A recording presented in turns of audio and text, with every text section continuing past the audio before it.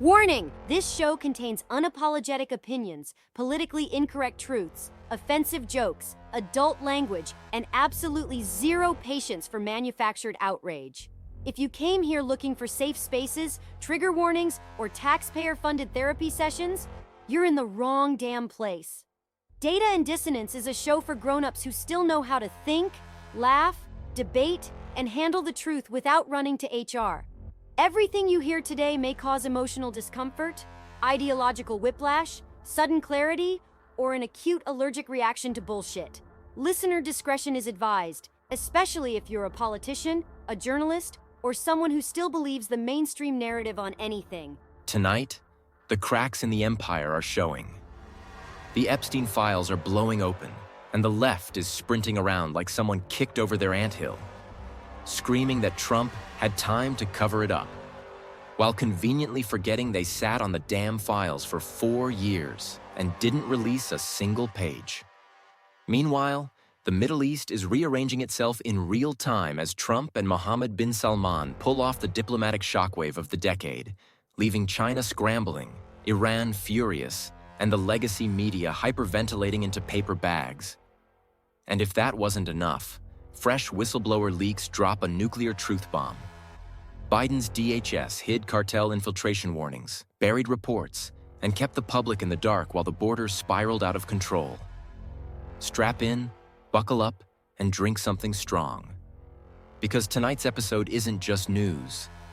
It's a demolition of narratives, a roast of incompetence, and a reminder that truth doesn't give a damn about your feelings. This is Data and Dissonance.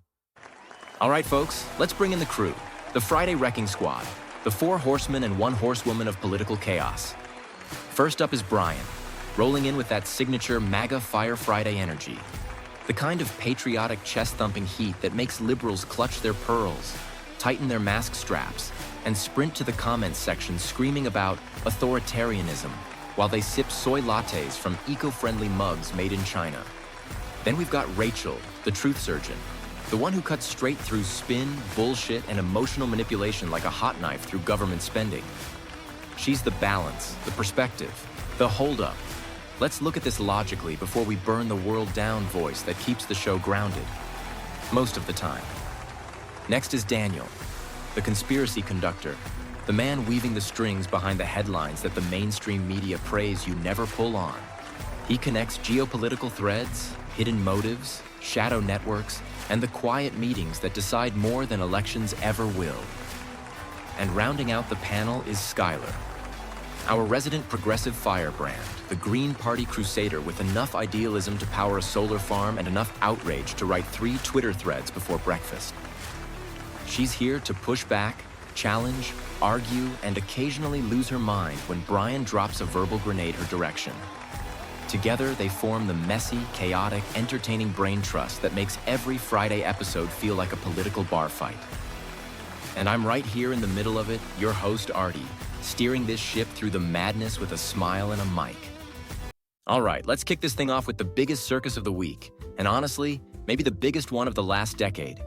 Because the Epstein Files crack open and the entire left immediately detonates like someone ripped the plug out of their narrative life support machine.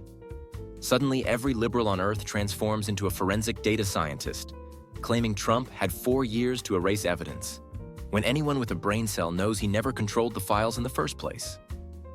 The Biden DOJ held those documents from 2021 through 2025. 4 years, unlimited access, total authority, and didn't release a single damn page. But now, the moment Trump signs the transparency bill, all the idiots start squealing like farm animals at feeding time, pointing fingers at him like he's the one who was hiding things. Even worse, Schumer gets asked on camera why Democrats never released the files when they had the chance, and instead of answering the question like a grown adult, he shrieks, "Well, that's what everyone wants to know? What is Trump hiding?" That's not a response. That's a deflection from a man who looks like he just realized the countdown clock on his own party's skeleton closet is ticking. So let's break this down, because the disinformation storm this week has been psychotic even by left-wing standards. You want to know why these clowns are panicking, Artie? Because they know their fingerprints are all over this shit. The Democrats had 4 years to unleash those files, weaponize them, leak them, redact them, bury them, whatever they wanted. They controlled the DOJ, the FBI, the intelligence community, the prosecutors, the archives, the entire damn machine. And they did nothing. Not one page, not one press conference, not one late-night leak to CNN. If Trump had been guilty of anything at all, they would have dropped those documents like a tactical nuke right on his campaign. Instead, they sat on it, stared at it, prayed no one would ask questions, and hoped the public would forget.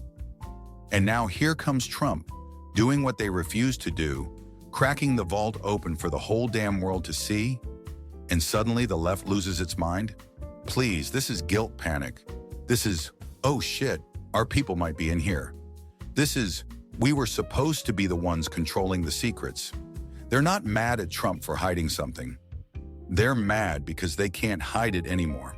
And watching them spiral is my new favorite hobby. Brian, I swear, every time you talk about Democrats losing control of the narrative, I picture MSNBC anchors trying to assemble IKEA furniture without instructions. Panicked, sweaty, blaming Trump the entire time, and ending up with something that looks like a broken toddler chair that wobbles the second you touch it. But what's wild is this.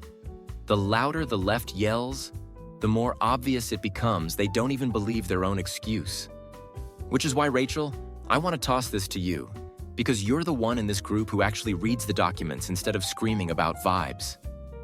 Look, the stupidity of the Trump had time to erase everything narrative is almost insulting. The chain of custody is public record. The DOJ under Biden had direct possession from 2021 onward. That's not conspiracy. That's literally how federal evidence works. And here's the part that really exposes the hypocrisy. Democrats wanted to posture as the party of transparency during the Trump years. They spent years screaming that they wanted every document, every file, every scrap of paper about Epstein released. They had the authority to do it. They had the moral narrative lined up. They could have made themselves look like heroes if the files hurt Trump. But they didn't release anything. And that silence is louder than any press conference. And Schumer's response? That wasn't confidence. That was fear. It was a political answer designed to avoid admitting the truth. If the files were politically useful to Democrats, they would have been released years ago. So when the left points at Trump and yells cover up, they're actually projecting. They're terrified of what comes out when they no longer hold the redaction pen. Yeah, Rachel, exactly. Projection isn't just a psychological concept anymore. It's the Democrats' entire communication strategy. And now we get to the fun part. The swirling shadow network chaos that makes Daniel's eyes light up like he just discovered a new folder in a CIA archive. You want the real reason they're panicking? The Epstein network wasn't just about sex trafficking. It was about influence trafficking. It was a blackmail grid. The guest lists, flight logs, email chains, financial transfers. Those files map relationships between billionaires, politicians, NGOs, intelligence handlers, academics, tech moguls, donors, and foreign power players. The reason Democrats didn't release anything for 4 years isn't because they were protecting Trump. It's because they were protecting the ecosystem, the donor ecosystem, the globalist ecosystem, the mutual survival pact ecosystem where everyone just agrees to keep their mouths shut because the moment one domino falls, the rest follow.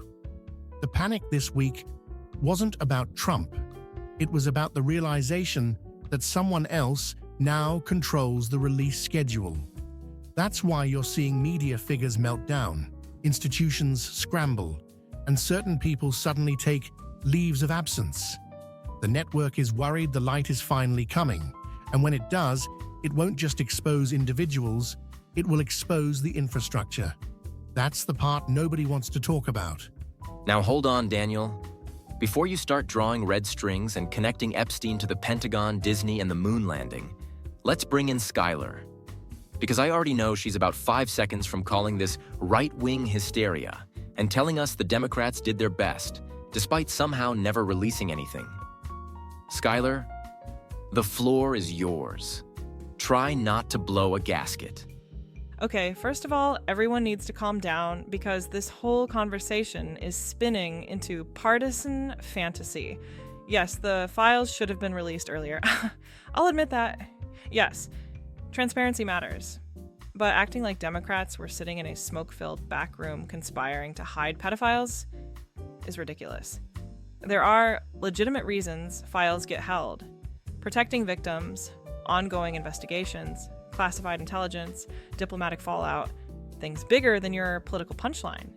And of course, Trump supporters turn this into Democrats bad because that's the only song anyone here knows how to sing. The fact is, Trump is using this release as political theater. He doesn't care about the victims. He cares about headlines. And the reason people are asking what Trump was hiding is because he was connected to Epstein too. Pictures, social circles, the whole thing. You can't just memory wipe that. So yes, people are skeptical, and they should be. Power protects itself, no matter who holds it. Skylar, I'll give you credit. You deliver the emotional sermon every Friday like clockwork. But here's the bottom line. The files weren't released for 4 years under Democrats, and suddenly get forced into daylight the moment Trump signs a law they were too scared to back publicly. That's not complicated. That's convenient. And as long as the left keeps trying to blame Trump for documents he didn't control, it just makes them look guilty, desperate, and terrified of what's about to drop. This isn't about feelings. It's about timelines, motives, access, and accountability. And right now, the facts aren't on their side. All right, let's step into the part of the show where the global chessboard flips on its head, because what happened this week between Trump and Mohammed bin Salman wasn't just a handshake. It wasn't even a diplomatic gesture. It was a geopolitical earthquake that snapped China's Belt and Road spine, shredded Iran's confidence, and sent every foreign policy think tank goblin in D.C. into a panic attack so big they probably needed taxpayer-funded therapy puppies. The hug heard around the world wasn't just symbolic. It was the loudest declaration yet that the Middle East is reorganizing around America again, but this time through strength, deals, and leverage, not through the apologetic finger-wagging and weak-kneed hand-wringing we suffered under Biden. Markets jumped, media outlets hyperventilated, rival nations started recalculating their alliances, and the entire region suddenly remembered what it's like when America actually leads. Let's get into it, because this was massive. This right here, Artie, this is what America looks like when we're not apologizing for existing. You put Trump in the room with MBS and suddenly the Saudis aren't cozying up to China anymore. They're looking back at us like, hey, sorry about that. Let's get this alliance back on track. And that's the power of leadership. Not this weak, mush-mouth nonsense we got from Biden, where every meeting looked like he was trying to negotiate with a headache. Trump walks in and the entire Middle East straightens up like the principal just entered the classroom. China? Panicked. Iran? Sweating? Hamas? Suddenly realizing their puppet masters are losing leverage. And the media? Screaming into pillows because every one of their doom and gloom predictions about Trump destroying global stability just got obliterated by one photo op that shows the exact opposite. Stability, order, and American influence restored in one afternoon. This wasn't a hug. This was a diplomatic mic drop. Brian, every time you start talking about foreign policy under Trump, you sound like you're about to light a sparkler and scream America out the window. But fair point. The media meltdown was spectacular. Which brings us to someone who actually watches those meltdowns with her coffee every morning. Rachel, break this down. Look, you don't have to be a partisan warrior to see how significant this is. The Middle East has been drifting for years. Saudi Arabia flirting with China, Iran cozying up to Russia, OPEC strategizing against Western markets, and the Gulf states trying to figure out who the hell to trust. Under Biden, the U.S. essentially disappeared as a stabilizing force, which left a power vacuum that hostile nations were eager to fill. What this Trump MBS moment did was reassert the United States as the primary partner in the region, diplomatically, economically, and strategically. And because everything is so interconnected, the ripple effects are immediate. China loses leverage on oil, Russia loses influence on regional arms deals, and Iran loses political cover. Meanwhile, Saudi Arabia gains a stronger shield against aggression. Israel gains a more reliable partner for security coordination, and the broader region gets a signal that the era of American ambiguity is over. That's why the media freaked out, because this wasn't just symbolism. It was a signal that the geopolitical balance they'd gotten used to is shifting back to US dominance.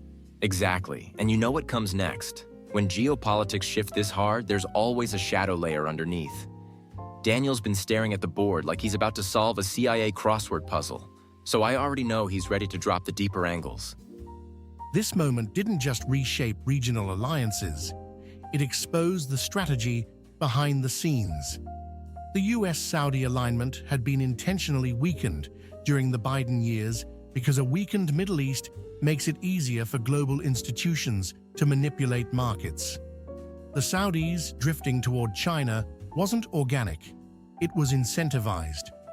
China offered infrastructure, tech partnerships, and strategic protection in exchange for influence over energy markets.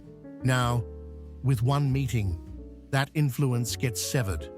What people forget is that the Epstein network, the intelligence community, foreign oligarch funding, and Middle Eastern relationships all overlap. When Trump regains leverage, he isn't just shifting diplomacy, he's disrupting the globalist interconnect. China loses access to Saudi energy infrastructure. Iran loses cover from sympathetic Western diplomats. And Europe loses its leverage over sanctions negotiations. The hug wasn't about friendship. It was about reasserting control over the energy grid, which is the backbone of global power. That's why the media freaked out. Because this wasn't pro-America, it was anti-globalist. And that terrifies them. All right, Daniel, before you start drawing triangles between MBS satellites and the Knights Templar, let's bring in Skylar, who I can already feel rolling her eyes from across the studio. Skylar, I know you've got a very different take, so let's hear it. Of course, I have a different take because everyone here keeps pretending MBS is some kind of harmless partner. He's not. He's authoritarian, he's dangerous, and he has an atrocious human rights record. So this idea that we should celebrate a hug as some big diplomatic victory is ridiculous. The world shouldn't realign around petro-monarchs just because Trump wants to flex. And Daniel, you talk about globalism like it's some evil boogeyman, but the alternative you're describing is even worse. A world run by strongmen making backdoor deals. China isn't innocent, Iran isn't innocent, no one is, but acting like the US should cozy up to authoritarian regimes just because it hurts? China is short-sighted and morally empty. We should be pushing for diplomacy, climate progress, and international accountability, not photo ops that make dictators feel more powerful. The media didn't freak out because of globalists. They freaked out because democracy doesn't benefit when two leaders with zero concern for human rights start bro-hugging on the world stage. Skylar, I get it. The moral argument always sounds good on paper. But the real world runs on leverage, not lectures. And this week, leverage shifted, hard, and it shifted in America's favor. The Trump MBS moment wasn't perfect, it wasn't pure, and it wasn't meant to be. It was strategic, it was stabilizing, and it recalibrated the entire Middle East in ways no panel discussion at a climate summit ever could. The fact that China, Iran, the media, and the global consultant class all freaked out at the exact same time tells you exactly how powerful that moment was. Whether people like it or not, that was leadership. And the world just got reminded what it looks like. All right, shifting gears into the story that should have blown every major newsroom's front page sky high, but instead got buried under 32 layers of media silence and nothing to see here deflection. This week, a DHS whistleblower, someone who worked directly under the Biden-era Border Intelligence Division, dropped documented proof that the previous administration deliberately suppressed reports of cartel infiltration, including warnings that US-based NGOs were acting as logistical assist networks for cartel transport lines. We're talking internal memos, intel bulletins, risk assessments, and chain of custody notes that never made it up the official reporting ladder because someone in leadership kept slapping "do not circulate" on anything that made Biden's border look like the disaster it was. The whistleblower says clear as day, "We were told to change the language, tone down the threat levels, and avoid connecting cartel activity to policy failures." And suddenly, everyone in Washington pretends their hearing aids stopped working. Let's get into the truth they tried to bury, because this one is explosive. This is what we've been saying for years, Artie. Years. And the media treated us like we were conspiracy theorists for pointing out what every Border Patrol agent on the ground already knew. The Biden administration wasn't managing the border, they were covering for it. They didn't want to look weak, they didn't want to admit they had no control, and they damn sure didn't want people realizing that cartels were basically operating with more freedom than actual American citizens. They silenced agents, rewrote threat assessments, forced analysts to downgrade cartel infiltration from likely to low probability, and pretended that thousands of gotaways weren't tied to known transnational networks. And now, finally, someone on the inside cracks and says the truth out loud. The Biden DHS buried intel that would have exposed their negligence, and Democrats still have the nerve to claim they care about democracy. Give me a break. They couldn't even protect the damn border. Brian, the way you just described that, all I could picture was a bunch of DHS supervisors standing around a conference table with sticky notes that say, "Shh," and "do not say cartel. It makes us look bad." It's like they were running the border with the strategy of a middle schooler hiding a bad report card in his backpack. But Rachel, you're the one who always breaks down the official language in these reports. What did you see in these leaks that the media conveniently ignored? The most damning part isn't even the content, it's the pattern. These weren't random mistakes or one-off oversights, they were systemic. The leaked documents show analysts raising red flags again and again about cartel scouts crossing undetected fentanyl transport corridors running through NGO-operated checkpoints and coordinated migration waves being used as smokescreens for trafficking operations. And the final reports? Sanitized, stripped, rewritten to sound less alarming, entire paragraphs removed, threat levels downgraded without justification. That's not incompetence, that's intentional. And for what? Optics? Politics, public relations. Instead of acknowledging a national security failure, the administration prioritized headlines and talking points. That decision doesn't just put agents at risk, it puts civilians at risk.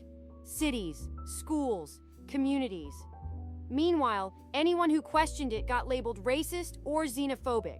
This whistleblower didn't just expose corruption, they exposed how far leadership was willing to go to preserve a narrative at the expense of public safety. Exactly. And you know damn well when the official story doesn't match what's happening on the ground, Daniel starts vibrating like a tuning fork. So Daniel, what's the deeper layer here? Because I know you've got one. This isn't just about negligence, it's about networks. Cartels don't operate in isolation. They intersect with corrupt local officials, NGOs, foreign intelligence groups, and yes, political donors. The whistleblower's documents show that several of the NGOs facilitating humanitarian transport were receiving funding from donor groups that also contribute to progressive PACs. Is that illegal? Not on its face, but it creates a system where powerful institutions have a vested interest in maintaining border chaos, because that chaos feeds a pipeline, not just of people, but of money, influence, and leverage.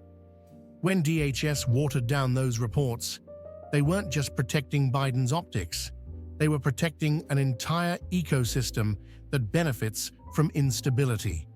That's why certain threat assessments were buried, not because they were unverified, but because they were inconvenient. The cartel networks didn't infiltrate because they're smart. They infiltrated because the political class left the door wide open. Daniel, I swear every week you take a story from bad leadership to international shadow network. But hey, sometimes you're right. Now let's give Skylar a shot before she explodes in her chair. Skylar, this one's all you. Okay, first of all, we have to acknowledge that whistleblowers can be biased too. Everyone's acting like these leaks are gospel, but we don't know the context. We don't know what was classified, what was removed for safety, what was still being verified, or what might compromise ongoing work. The border is unbelievably complex. People fleeing violence, climate disasters, poverty, not just cartel soldiers marching through a gap in the fence. And yes, NGOs help people because that's their job. Turning them into cartel conspirators is irresponsible. Maybe some reports were edited because they weren't accurate, not because someone was hiding corruption. The Biden administration wasn't perfect, but pretending they intentionally allowed cartels to infiltrate the country is political theater. We should be focusing on humanitarian solutions, not conspiracy theories about hidden pipelines. Skylar, I respect the humanitarian angle, but the facts don't care. These weren't uncertain reports. They were suppressed reports. They weren't waiting for verification. They were blocked from circulation. And the whistleblower didn't just hand over claims. They handed over documented edits, deleted sections, and internal emails instructing analysts to tone down language to protect policy leadership. When political preservation becomes more important than public safety, that's not governance. That's malpractice. And the country paid the price for it. This story isn't going away. And it shouldn't. All right, ladies and gentlemen, before we jump into the Patriot Minute, I need you to stop whatever you're doing, pull your truck over, put the dog down gently, tell the kids to hush, and listen closely because the merch drop this week is straight fire. We're talking pure American goodness wrapped in cotton, ceramic, caffeine, vinyl, and attitude. This isn't the kind of merch you buy to look cute. This is the merch you buy to tell the world exactly who the hell you are without even opening your mouth. Let's start with the heavy hitter, the Data-and-Dissonance coffee line. 3 patriotic blends, roasted in America, designed specifically for people who need to wake up and immediately fight tyranny. We've got the High Lakes Light Roast, bright, smooth, and perfect for people who want to ease into their day before screaming at the news. The Rock Creek Medium Roast, the balanced classic for everyday warriors who want that I could run for Congress or start a revolution energy. And the Bitterroot Dark French Roast, bold, powerful, kicks harder than a mule with an attitude problem. Put some in your cup and CNN becomes a comedy channel. Then we've got the t-shirts, hoodies, hats, and bumper stickers, the full arsenal. You want to roast the left at a red light? Slap I identify as non-binary on the back of your car and watch liberals clutch their emotional support crystals. You want to walk into the store looking like a political middle finger? Throw on the Gen X shirt and strut down the aisle like you invented free speech. We've got mugs, tumblers, socks, hats, beanies. Hell, we even have data-and-dissonance shoes because sometimes you just want to kick the woke out of your week. Every sale supports the show, supports the movement, and supports Artie's mom. Which means you're not just shopping, you're investing in something real, something American, something unapologetic. Hit the store, grab your gear, grab your coffee, and represent the show that represents you. The link's in the description. Go get it before Rachel audits the inventory and shuts down Brian's bulk coffee order again.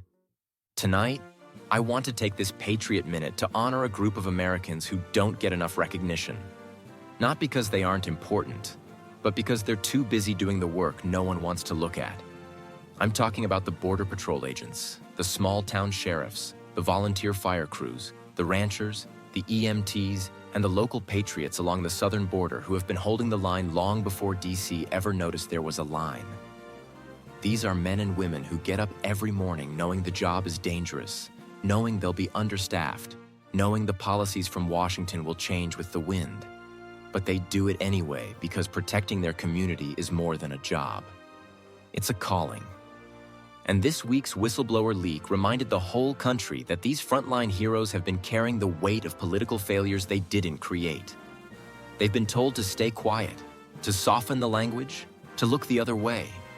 And still, every night, they're out there saving lives, intercepting traffickers, treating injured migrants, and standing between American families and the chaos that weak leadership allows to spill over. They don't do interviews. They don't chase cameras. They don't get parades. But they show up day after day with grit, heart, and an unshakable belief that this nation is worth protecting.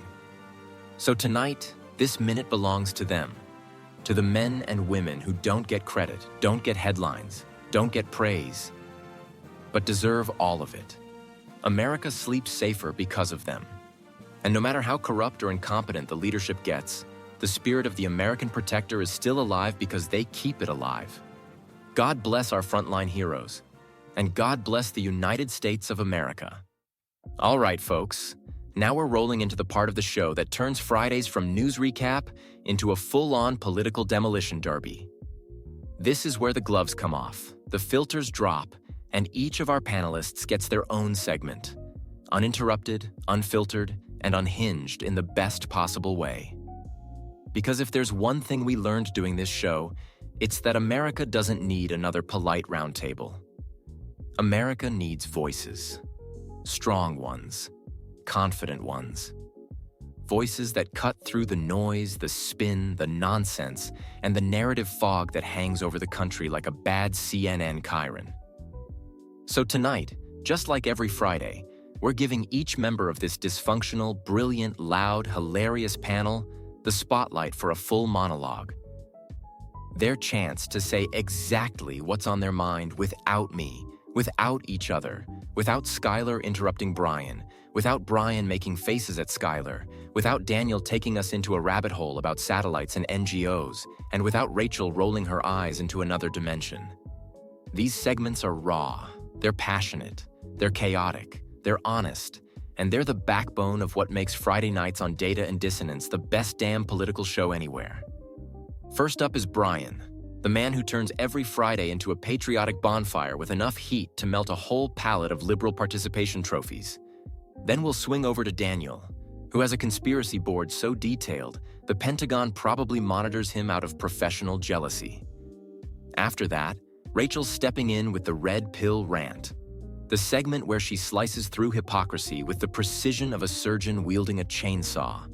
And finally, we wrap with Skylar bringing the progressive viewpoint, the emotional fire, the pushback that keeps this show from becoming a dictatorship of conservatism, even though Brian tries to overthrow her segment every damn week. You know the drill. Buckle in, breathe deep. This is the Friday lineup, and it's time to unleash the panel. All right, Artie, buckle up because the flamethrower is out tonight. MAGA fire. Friday means we're torching every lie, every media narrative, every polished little fairy tale the left tried to sell this week, and we're doing it with the blunt force of American truth. I am sick and tired of watching these politicians, these commentators, these social media clowns pretend like the last decade hasn't proven one thing loud and clear. America is stronger when we stop apologizing for being strong. Trump shows up, snaps his fingers, and suddenly the Middle East stabilizes, China panics, and every network in America starts shaking like a chihuahua in a thunderstorm. That's leadership, not the soft, weak, trembling nonsense we got from Biden, where every press conference looked like he was trying to remember which country he was talking about. And don't even get me started on the border leaks. These whistleblower docs are just the beginning. We're talking full-blown proof that Biden's DHS cared more about preserving political optics than protecting American families. They lied. They hid intel. They made Border Patrol look like the bad guys while letting cartel networks operate like they had a backstage pass to the country. Under Trump? Hell no. Under Trump, the border was a secure perimeter, not a damn suggestion. MAGA didn't just mean a slogan. It meant putting America first everywhere, every time, in every damn decision. And the people know it. That's why the energy's back. Because truth doesn't die, patriotism doesn't fade, and strength doesn't apologize. MAGA, Fire Friday, baby. Let's burn down their fake narratives and light up the truth. Tonight's board looks like a plate of spaghetti dropped from a balcony, because everything we covered is connected, whether people want to accept it or not. Start at the border leaks. Biden's DHS didn't suppress intel because it was messy. They suppressed it because it exposed the shadow relationship between NGOs, foreign networks, trafficking corridors, and political donors. These aren't random coincidences. They're strategic alliances built around chaos. Chaos feeds money. Chaos feeds influence. Chaos feeds leverage. When the system becomes predictable, the people in charge lose control. So they create instability and then pretend to fix it. But the cartel infiltration reports show something worse. They didn't just ignore the problem, they protected the environment that made the problem profitable. Now tie that into foreign policy. China's Belt and Road Initiative didn't just target infrastructure, it targeted energy leverage. The Saudis drifting toward Beijing wasn't cultural, it was transactional. A destabilized US-Middle East relationship creates power vacuums that global institutions exploit. But when Trump locked arms with MBS this week, the vacuum snapped shut. Suddenly, China's influence evaporates, Iran's strategic shield cracks, and the globalist class loses their favorite playground. And here's the kicker. The Epstein Files sit right in the middle of all this. That network wasn't just about trafficking, it was about connections. Globalists, billionaires, political figures, intelligence cutouts, foreign envoys, all woven together by one man with compromat-grade access. That's why the left is panicking. That's why the media is screaming. Because these worlds aren't separate. They're threads of the same tapestry. And once you start pulling, the whole damn thing unravels. You know what drives me crazy? It's not the corruption. Corruption is predictable. It's the gaslighting. It's the nonstop insistence that the public is too stupid to see what's right in front of their faces. Democrats had the Epstein Files for 4 years and did nothing. But the second Trump forces transparency, suddenly he's the villain? Please, people are waking up. The red pill isn't about ideology. It's about refusing to let politicians and media outlets rewrite reality as it's happening. Look at the Middle East. One moment, the media tells us Trump will start World War III. The next moment, he brings stability and economic alliances the Biden administration could never dream of. Instead of admitting they were wrong, they pretend it's dangerous. That's not journalism. That's emotional manipulation. And the border? Don't talk to me about compassion when you've allowed cartel networks to infiltrate humanitarian channels.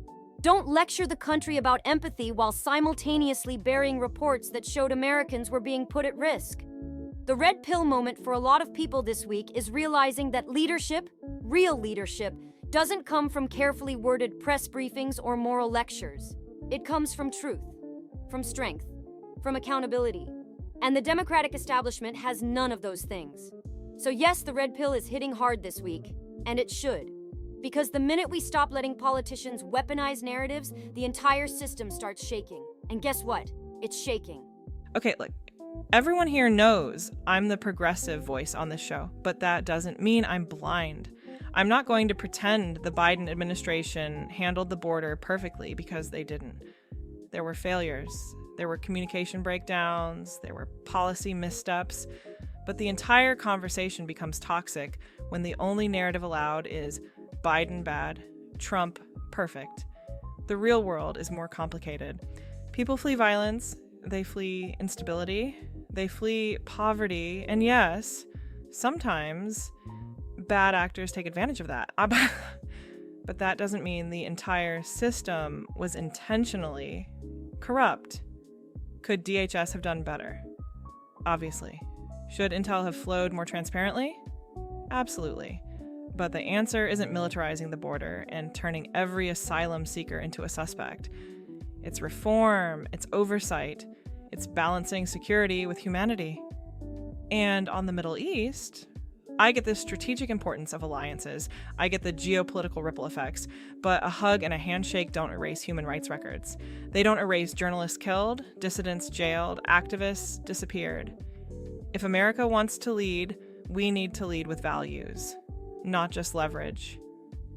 I know no one at this table agrees with me, but someone has to say it. Stability shouldn't come at the cost of morality. And if we forget that, we're not leading, we're enabling. And that, ladies and gentlemen, wraps up another Friday on Data and Dissonance. A night of truth, chaos, laughter, and the kind of unfiltered conversation you won't find anywhere else because every other show is too scared of losing ad sponsors or upsetting the algorithm. Not here. We tell it how it is, every damn time. Even when it's messy, even when it's loud, even when Skylar threatens to walk off set for the 4th time this month. This week exposed more cracks in the establishment than Washington knows how to plaster over. From the panic around the Epstein Files, to the geopolitical whiplash after Trump and MBS realigned the Middle East, to the truth, bombs dropping from whistleblowers who refuse to let corruption hide behind bureaucratic language. And through all of it, you, the audience, show up with the same fire, the same spirit, the same hunger for truth, humor, and real conversation that actually challenges the status quo. That's why this show works. Not because we agree, but because we show up. We talk, we debate, we laugh, we fight, we think, and we don't hide from reality just because it's uncomfortable. So as we head into the weekend, stay sharp, stay loud, stay proud, and stay ready. Because this world isn't slowing down, and neither are we. This is Artie, and on behalf of Brian, Rachel, Daniel, and Skylar, thank you for being part of the movement. We'll see you Monday. Until then, speak truth. Stir thought. Tonight's episode of Data and Dissonance is brought to you by the Caleb Rourke thriller series, the high-stakes, high-intensity geopolitical adrenaline ride written by yours truly, Artie J. Roy III. If you haven't read The Covenant Protocol, the book that launched the series, you're missing the origin story of a man caught between government lies, rogue intelligence networks, and a global conspiracy that hits closer to reality than Washington would ever admit. Then dive into Book 2, The Prophet Directive, where the world expands, the stakes rise, and the shadows behind the international order stretch even longer. And coming this December, Black Echo Rising, Book 3 of the series, and the darkest, most explosive chapter yet. I'm telling you now, this one pulls no punches. You'll feel the tension, the corruption, the power plays, the secrets, the betrayals, all crafted from real-world structures that inspired tonight's episode. Available now on Amazon in paperback, hardcover, and Kindle. Support the show, support independent authors, and dive into a world of espionage, truth, and high-octane political intrigue. The Caleb Rourke series. Read it before the world catches up.